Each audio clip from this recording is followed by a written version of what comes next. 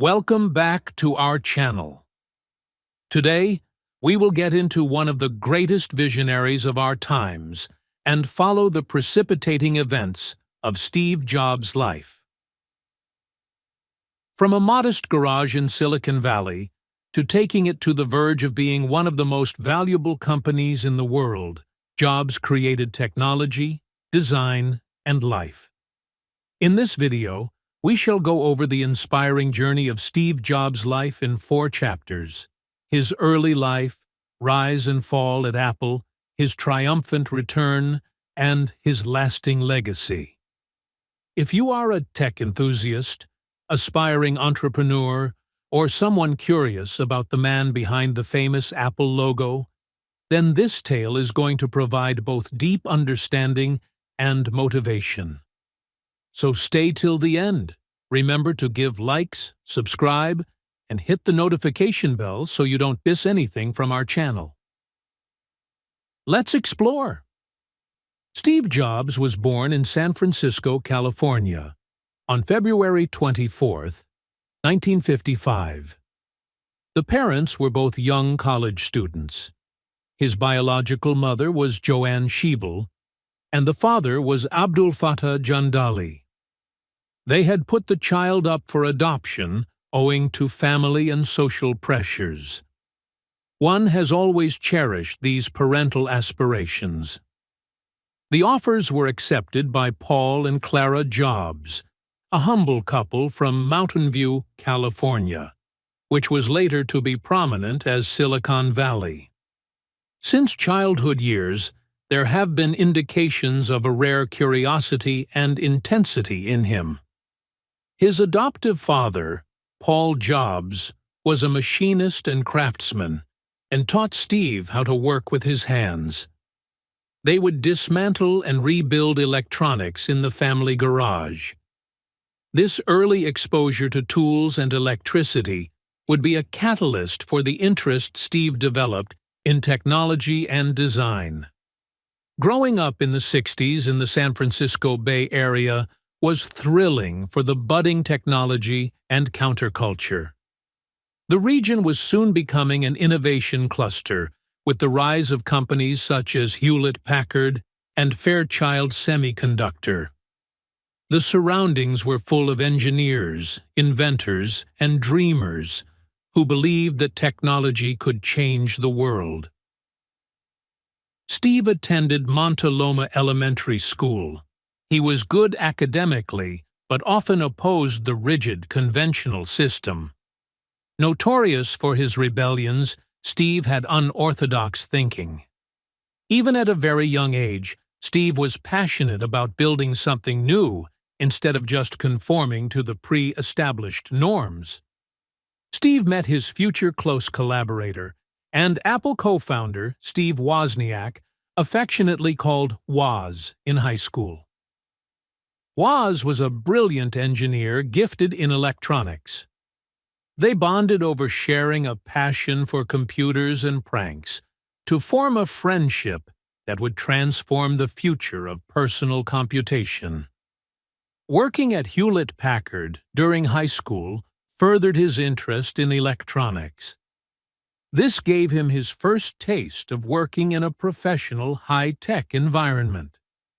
During this time, Steve studied Eastern spirituality, meditation, and alternative lifestyles, following the greater counterculture of the late 1960s and early 1970s. The school was Reed College in Portland, Oregon, where he enrolled in 1972, but he dropped out after his first semester and decided instead to audit classes that interested him, such as calligraphy. This seemingly small act was to have a major effect on his life.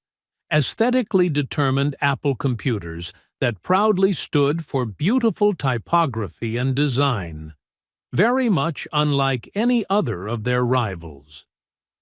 After leaving college, Steve went to California, attending meetings of the Homebrew Computer Club, an informal setup of engineers and hobbyists who banded together to share ideas about building their own computers. It was in the sleepless beehive of the Homebrew Computer Club that the thought of personal computing found some footing. In 1974, Steve had a stint at Atari, a leading name in video game technology. He was more on the technical side, development and testing of early arcade games. Apart from Atari, working meant a healthy amount of technical experimentation, but Steve felt impatient to make something of his own. Later that year, he made another trip to India on a spiritual journey. He was looking for something in life. He attained enlightenment by way of Eastern philosophies and meditation. This trip stayed with him forever, imparting an ethos toward life and work of trusting intuition, keeping it simple, and staying focused. By 1975, Steve had gotten back with Steve Wozniak, who now had a working prototype for a personal computer called Apple I. Wozniak mainly built the computer by himself, introducing some ingenious designs that could be mass-produced at a low price, and which indeed worked. Jobs saw a business opportunity to combine this fun side into something more serious. The three founders of Apple Computer Company were Jobs, Wozniak, and Ronald Wayne in 1976. The partnership was very loose at first, working without offices in the garage of Jobs's family home. Wayne would depart from the company very quickly, selling out his shares, leaving Jobs and Wozniak to carry on. Apple's first commercial release, the Apple Fryus, was little more than a bare circuit board that was sold to hobbyists who would then assemble it themselves. It was not a personal computer at that time by the usual standards of today, but in those days it was far ahead. Steve was in charge of marketing and sales, displaying great persuasiveness and visionary flair. Notably, the Apple I did moderately well among hobbyists. The Apple II, which came out in 1977, was, however, the real game-changer. Apple II was one of the first successful serious mass-market personal computers. It was wonderful in concept with color graphics and a keyboard, and could run a slew of different software applications, thereby making it accessible to both individuals and small corporations. Apple's fast growth attracted both investors and media attention. The company was listed on the stock exchange in 1980, creating instant millionaires, including Steve Jobs, then just 25 years old. The IPO raised close to $100 million, and the announcement established Apple as a big player in tech. Though doing well, it still had its trials. In particular, the Apple III, intended for use in business, was plagued with design problems and poor sales. Meanwhile, work had gotten underway on the Lisa computer at Apple, which passed on a graphical user interface, GUI, coming out of research at Xerox PARC. Jobs was heavily involved in the development of Lisa, but clashed with other executives over management and direction.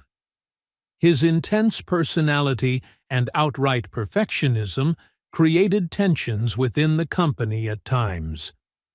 The company was nevertheless innovating and preparing to launch the Macintosh computer that would be a milestone in the history of personal computing. That, however, pertains to the next chapter in Steve Jobs' extraordinary journey. After Apple's tremendous success in its initial public offerings in December 1980, Steve Jobs was cast into the public eye as one of Silicon Valley's youngest billionaires. Age 25, he had already been recognized as a tech visionary building the framework of personal computing. The years ahead would give off monumental achievements as well as painful setbacks that would be used to define both his career and personality. By the early 1980s, Apple was firmly established as a force in the personal computer market, mainly through Apple II's successes. Yet Steve Jobs was unwilling to rest on these. He sought to disrupt computing with a new kind of machine. It was accessible, intuitive, and elegant: the Macintosh. The conception for the Macintosh stemmed from research at Xerox PARC, a research center that had pioneered technology such as the graphical user interface, GUI, mouse, and object-oriented programming. Jobs was intrigued by these ideas and ensured that he was taken for a visit to Xerox PARC in 1979 to see the potential of GUI-based computing. Jobs felt that a computer with a GUI and a mouse, as opposed to a command-line interface, would revolutionize the way people interacted with machines. He thought it would be a tool that even beginners would find easy to use, and thereby pave the way for adoption on a mass scale. In the beginning of the 1980s, Apple started to build the Macintosh with Jobs at the helm. It was a wide-ranging project and very secret. Jobs was known for his fierce demands for perfection and would apply immense pressure on the engineers and designers to come up with a product that was beautiful and powerful simultaneously. They created a computer with an intuitive user interface, small size, and robust software, with the team working around the clock. Some of the specifications of the Mac included a 9-inch black and white display, a graphical interface full of windows and icons, and a mouse with just one button. Apple launched the Macintosh on January 24, 1984, heralded by an immensely successful marketing stunt. Directed by Ridley Scott, the 1984 Super Bowl commercial cast Apple as a rebel fighting against a dystopian world of oppression, then ruled by IBM as the dominant force in computing. The Macintosh was worthy of praise for its design and ease of use, setting the stage for a new kind of human-computer interaction and becoming the first computer to popularize the GUI successfully. Notwithstanding the virtually novel Macintosh, there were a lot of trials. It was far too expensive for a start, and it had scarce software by the standards of its competitors. It sold modestly, and the Macintosh team had trouble keeping up with demand and technical glitches. Meanwhile, the internal tensions got a little too much for even Apple to handle. Steve was an abrasive figure when it came to his management style. Perfectionism put him at odds with other executives and board members. A major bone of contention was between Jobs and John Sculley, Apple's CEO, whom Jobs had been instrumental in recruiting away from PepsiCo in 1983. Once considered each other's allies, the two men found their relationship deteriorating in the face of changing company fortunes. Sculley and the board had doubts about Jobs' impulsiveness and the commercial viability of the Macintosh. Escalating power struggles culminated in 1985, with the board taking Sculley's side and stripping Jobs of his managerial responsibilities. With no clout to speak of and filled with bitterness, Steve Jobs resigned from Apple in the fall of 1985, marking the end of an era. It came as a thunderclap to the tech world and a turning point in his life. Jobs wasted no time in plotting his next move after departing Apple.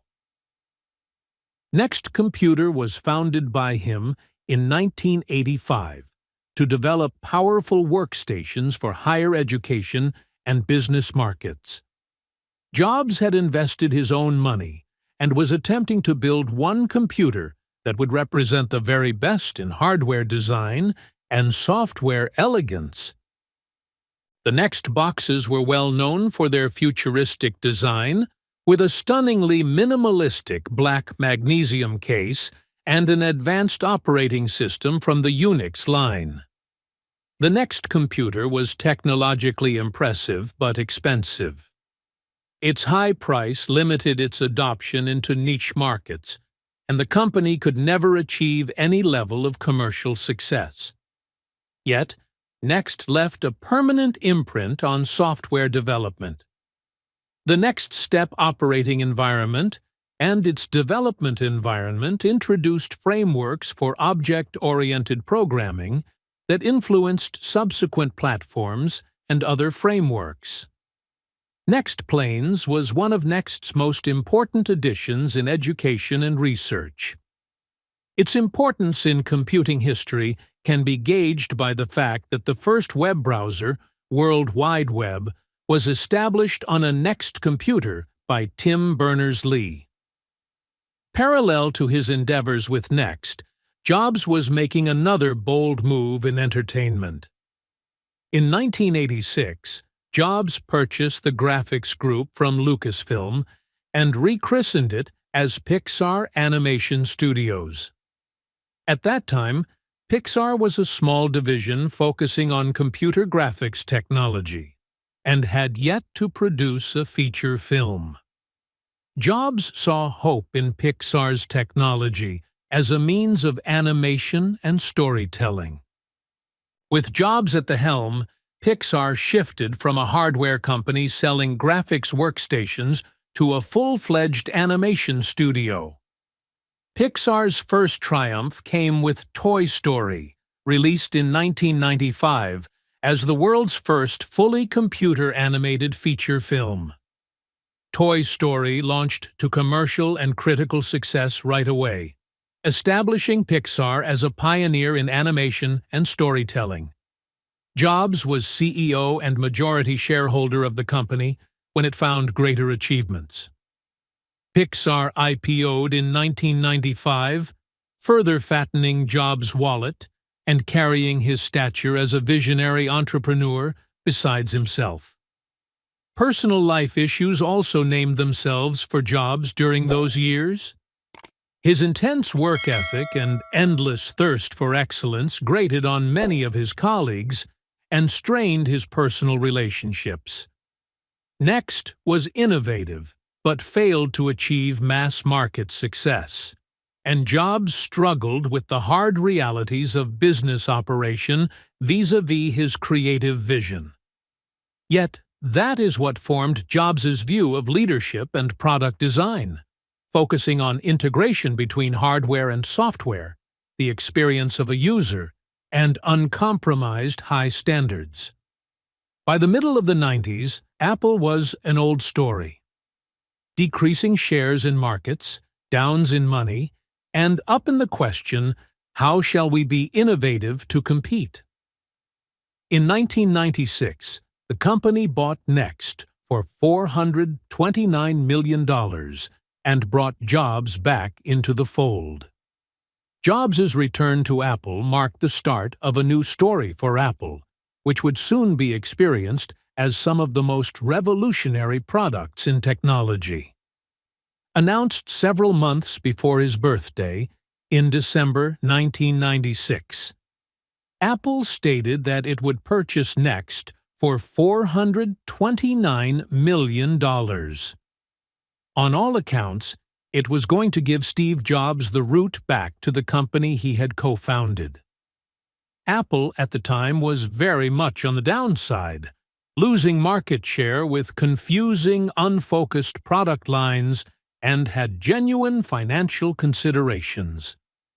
For many, the announcement of Steve Jobs returning was considered a glimmer of hope that might bring innovation and leadership back into that company. Once back at Apple, Jobs started off as an advisor, and then, in 1997, he rapidly became interim CEO, ICEO, a catch-all title that allowed him to make very effective changes. Jobs first set out to get the finances of the company together, reduce product lines, and then work on restoring the morale within the company. To most people, his most famous contribution was to simplify Apple's product range. From countless offerings under different names, Apple soon found itself with 4 broad product categories: desktops and laptops for professional and consumer markets. This singular focus allowed Apple to commit itself to quality and innovation. Jobs managed to secure one of the most critical partnerships ever. Microsoft would invest $150 million at Apple and continue developing Microsoft Office for Mac. This unlikely alliance helped calm the waters of investors and customers alike, as it was perceived as a stone-walled commitment to refuse to give up and rather flourish by Apple. It was in 1998 that Apple would launch the iMac G3, the revolutionary design for an all-in-one desktop computer. Under Jobs' close supervision and led by the designer Jony Ive, the iMac was characterized by starkly translucent colored plastic casing and aimed at simplicity and aesthetics. In terms of beauty and features, the iMac ditched all legacy ports to adopt USB and ensure easy internet connectivity. It was fast to become the biggest commercial hit of its time, with the company finally finding a revitalized identity and consumer interest. The launch of iMac marked the start of a new era for Apple, melding technology and great design. It remains the icon that dictates how Apple products should be: stylish, simple, and giving grace to the users. As digital music was beginning to take off, Jobs anticipated an opportunity for business chances by unifying hardware, software, and services. In 2001, Apple birthed the iPod, the portable digital music player that could hoard thousands of songs. With a smooth, sleek, and intuitive interface, signature click wheel, and clean design, the iPod set the music industry on fire and changed media consumption forever.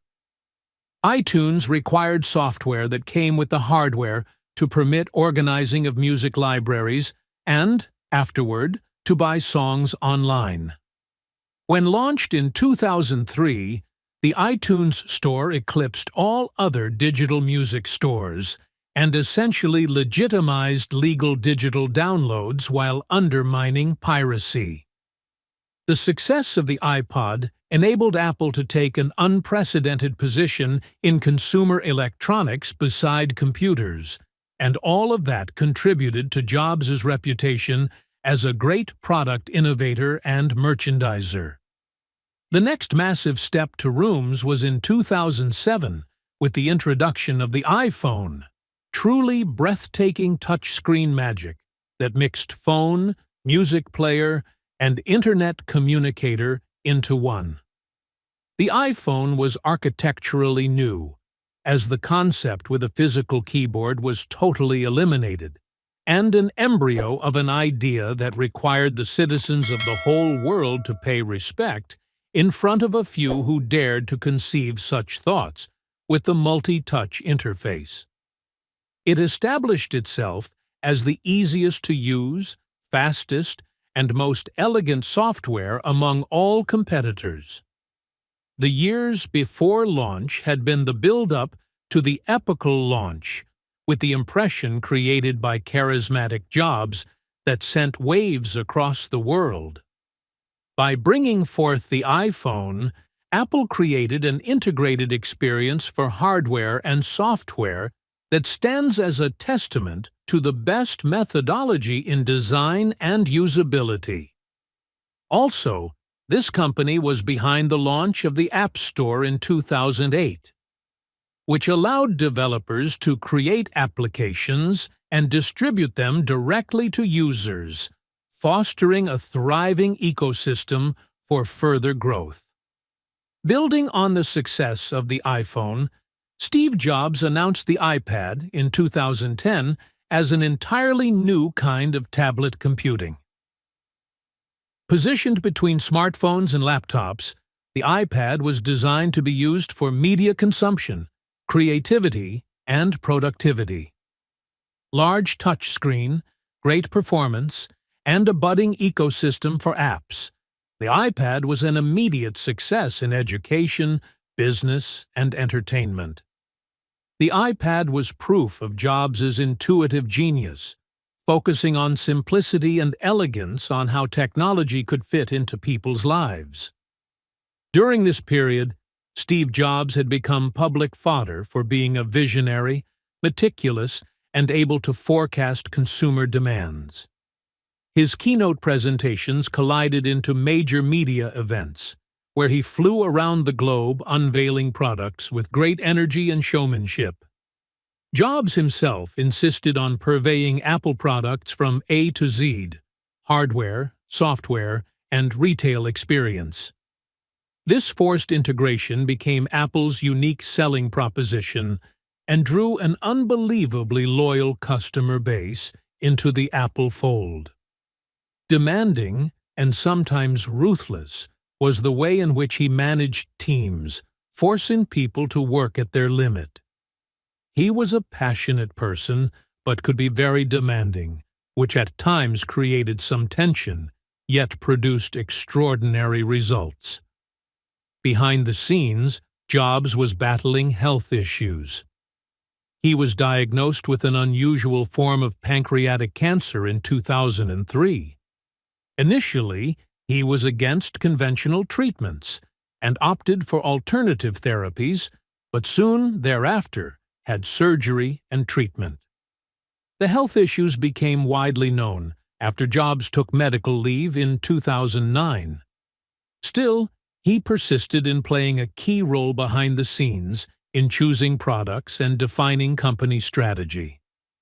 His image and charisma attracted millions. At the same time, Steve was quite private and complex, creating a blend of genius and personal flaws. Steve Jobs had been able to transform Apple into one of the richest and most influential technology companies by the time he resigned as CEO of Apple in August 2011. His inventions had transformed many industries: computing, music, telecommunications, and media. The integrated product idea, beautiful design, and great attention to user experience became the recipe for technology companies across the globe under Jobs' leadership. His legacy was more than just devices. It was a major cultural shift in how technology fit into everyday life. The Jobs story is one of profound influence on technology, design, entrepreneurship, and culture worldwide. His latter years had both major achievements and severe personal challenges, yet innovation and creativity have been fostered since he passed away. Following a long journey with pancreatic neuroendocrine tumor, a rare, less aggressive form of pancreatic cancer, his health had begun substantially declining in 2011. Through the preceding years, he had received treatment several times, including a transplant of the liver in 2009. Despite his illness, Jobs was invested in Apple's work, showing great dedication and passion for innovation. As of August 24, 2011, he felt that his health could no longer permit him to fulfill the role of Apple's CEO adequately. Hence, in a letter written from his heart to the Apple board and customers, he tendered his resignation and strongly recommended his trusted lieutenant Tim Cook to succeed him. The resignation would become the sunset of an era for Apple, and, very importantly, for Jobs himself. It was a bittersweet moment, as everyone in the technology realm and its fan base would suddenly realize that this visionary influential in forging much of modern technology was stepping down. Steve Jobs died in his home in Palo Alto, California, on October 5, 2011, at the age of 56. News of his passing was met with widespread grief and tributes worldwide.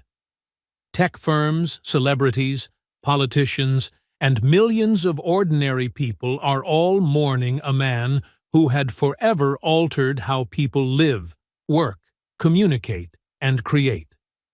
The Apple website went blank in black, except for his name in white letters, a silent tribute. The memorials and chronicles came from all walks of life, honoring a person who was a beacon of inspiration for thousands with his vision, creativity, and desperate pursuit of perfection. The clearest evidence of the impact of Steve Jobs remains the fact that technology has become a very personal and elegant part of everyday life. His insistence on art being united with technology raised design to the status of foremost consideration in product development. Before Jobs, computers were clunky and intimidating. Post-Jobs, they were beautiful, friendly, and desirable objects. From the Macintosh to the iPhone, he kept advocating for products that worked, but that were also capable of touching the user's heart. His search for simplicity, where he aspired to remove unnecessary distractions, basically revolutionized the user experience and thus set a worldwide expectation from consumers. Jobs was a complex personality, brilliant and demanding, visionary but sometimes difficult. His leadership was based on insisting on great standards and on focus and courage to think differently. Some of the great lessons of his life included focus and simplicity. Jobs used to say that focus means saying no. His power of filtering out distractions and concentrating on what really matters is what has brought some of the finest products into being. Integration. His view was that the customer experience should be controlled end-to-end through a close integration of hardware, software, and services. Design matters. Jobs showed that design could sit happily alongside good engineering and serve as a competitive edge for businesses. Persistence. Resilience was Jobs' best friend, and despite the many failures and setbacks he had, including being kicked out of Apple, he remained at the height of success. Storytelling and marketing. Jobs was a storyteller who created excitement and emotion around a product. Since the days of his demise, he has been dethroned into a cultural icon mired in the proliferation of myths. Yet, undebatably, it is equally important to acknowledge his idiosyncrasies. Sometimes demanding and harsh, he could alienate his colleagues. In his unfamiliar territory of personal life, he was intensely private about his illness. How can we possibly look away from him when his vision and intent for innovation and perfection have shaped the very culture of this modern technological world? Acknowledging the flaws and strengths, Persona provides a complete portrait of this man who changed the world. After the death of Jobs, the partners continued to thrive and grow under Tim Cook. The company began working in new domains with wearable technology, services, and AI while building on the foundation that Jobs laid. But the principles Jobs stood for, the design creativity, innovation, and integrated ecosystems, still form the very core of Apple today. The price of Apple shares soared sky high, and the company gained prominence with impressive market capitalization. The life story of Steve Jobs has served as an inspiration for millions of entrepreneurs, innovators, and creatives worldwide. His biography is often considered a success blueprint in Silicon Valley and beyond. Jobs proved that technology is not just about code or circuits. It is about giving power to people, changing industries, and shaping culture. And, therefore, millions still draw inspiration from Jobs' 2005 speech at Stanford University, where he talked about connecting the dots, love and loss, and death. Steve Jobs was more than a businessman or an inventor. He was a cultural force that changed the interface between man and technology, and, along with that, between man and his fellow man. Thank you for watching this far-reaching investigation of Steve's life and legacy. The story is inspirational in making the observation that innovation needs passion, resilience, and thinking outside the box. If you consider this video inspiring, please hit the thumbs up button and share it among your friends who adore stories about tech and leadership. Do subscribe to our channel for more biographies and inspirational stories that stir your desire for learning and growth. What's your fondest Steve Jobs moment or Apple product? Don't hesitate to share it in the comments below. Till then, keep dreaming big and thinking differently.